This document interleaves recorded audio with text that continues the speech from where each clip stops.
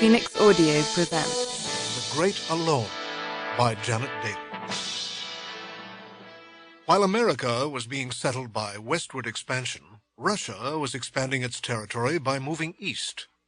Throughout its early history, the one commodity Russia had in abundance to trade to both Europe and China were furs.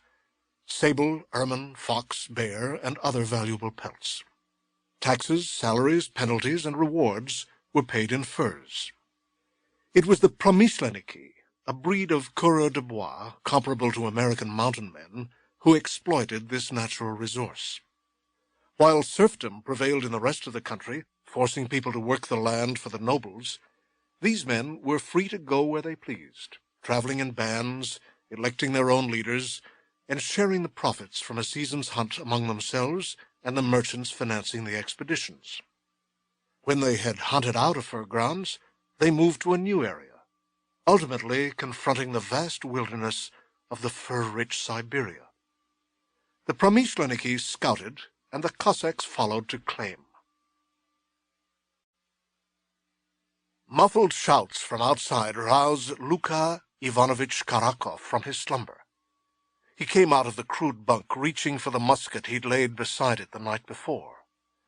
Nerves twitched along the jagged scar that half-closed his left eye and scored his cheekbone before it disappeared into a heavy beard. Now fully awake and alert, he paused to determine the direction of attack, then caught the tenor of the commotion outside, the lack of alarm in it.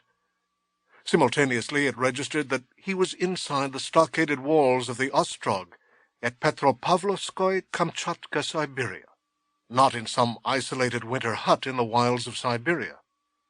He slipped a hide-trimmed cloth mantle over his head and pulled a homespun hood over his shaggy hair, then went outside to investigate. Mindless of the miserable weather, the inhabitants of the fortress were hurrying toward the harbor front, located on a quiet inlet of Avacha Bay. Luka followed them. Ships came painfully seldom to this southeasternmost tip of the Romanov Empire of Russia, and any appearance of one was an event. As he neared the wharf, Luka saw no ship at anchor in the bay, only a crudely built craft no more than 36 feet in length tied up to the dock. Screeching seagulls wheeled overhead, adding chorus to the turmoil attending the arrival of the strange vessel. Everywhere people were embracing wild-looking men. What is all this excitement? Who are these men? The Svetoy Pyotr. They did not die, a Cossack answered. Luka stared at the ragged bunch of men, some 40. Sample complete. Ready to continue?